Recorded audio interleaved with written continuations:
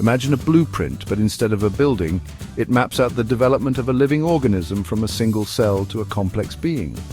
This is the essence of a fate map in embryology. It's a diagram, a visual representation of the destinies of cells and tissues within a developing embryo.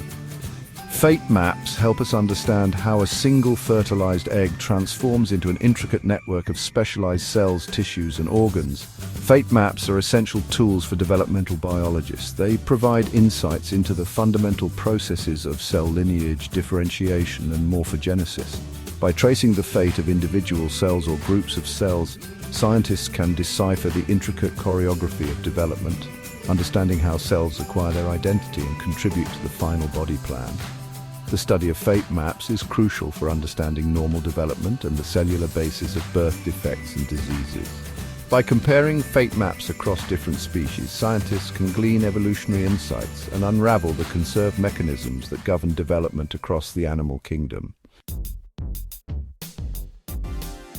Nature provides its own set of markers that have been instrumental in constructing early fate maps. These natural markers act as intrinsic labels, allowing scientists to trace cell lineages and developmental fates. One such marker is cytoplasmic pigments, colored substances naturally present within cells. In some organisms, specific blastomeras, the cells formed during early embryonic cleavage, inherit distinct pigments from the egg cytoplasm. By following these pigmented cells, researchers can track their descendants and map their contributions to later structures. For instance, in tunicates, a group of marine invertebrates, the yellow pigment in muscle cell precursors allows for the tracing of muscle cell development. Another natural marker lies in cell adhesion patterns. Cells adhere to each other with varying degrees of strength, influenced by the types and distribution of adhesion molecules on their surfaces.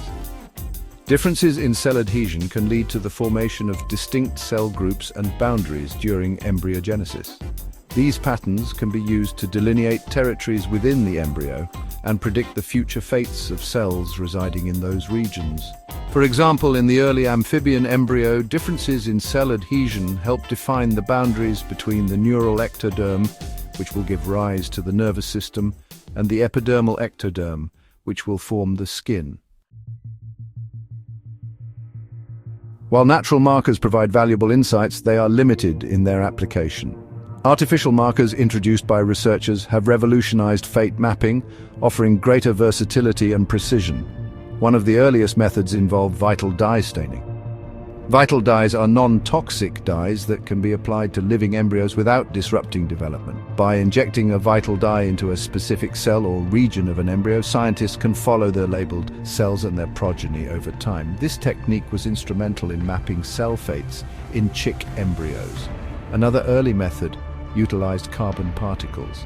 Tiny carbon particles injected into embryonic cells can be tracked as the cells divide and move, providing information about cell lineage and migration patterns. Radioactive isotope labeling emerged as a powerful tool for fate mapping. By incorporating radioactive isotopes into DNA or proteins, researchers could track the movement and differentiation of cells with high sensitivity. This technique was particularly useful for studying cell migration during organogenesis. Fluorescent dyes, with their ability to emit light when excited by specific wavelengths, provided a revolutionary way to visualize and track cells in living embryos. These dyes, when injected or coupled with molecules that target specific cell types, enabled researchers to observe cell movements and interactions in real time.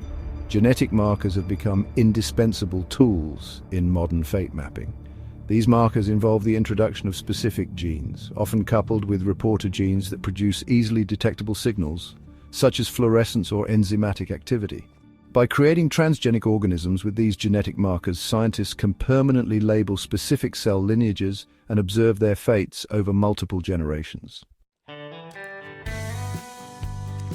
Recent advancements in imaging technologies and genetic engineering have ushered in a new era of fate mapping.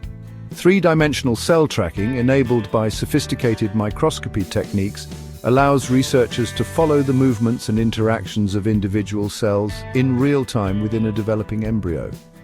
This has provided unprecedented insights into the dynamic processes of cell migration division, and differentiation. Genetic engineering techniques such as CRISPR-Cas9 have enabled the precise manipulation of gene expression in specific cell lineages within developing embryos. By combining CRISPR-Cas9 with fluorescent reporters, scientists can now label and track cells with unprecedented specificity and resolution. The future of fate mapping lies in the integration of these advanced technologies. By combining three-dimensional cell tracking with sophisticated genetic markers and computational modeling, researchers aim to create comprehensive atlases of cell lineages and fates for entire organisms. These atlases will be invaluable resources for understanding the complexities of development, disease, and aging. While both natural and artificial markers have contributed significantly to our understanding of embryology, they have their limitations. Natural markers are restricted to specific organisms or developmental stages, while artificial markers, while versatile, require invasive techniques that may influence development. The future of fate mapping lies in developing less invasive, more precise and widely applicable techniques for tracking cell fates in living organisms.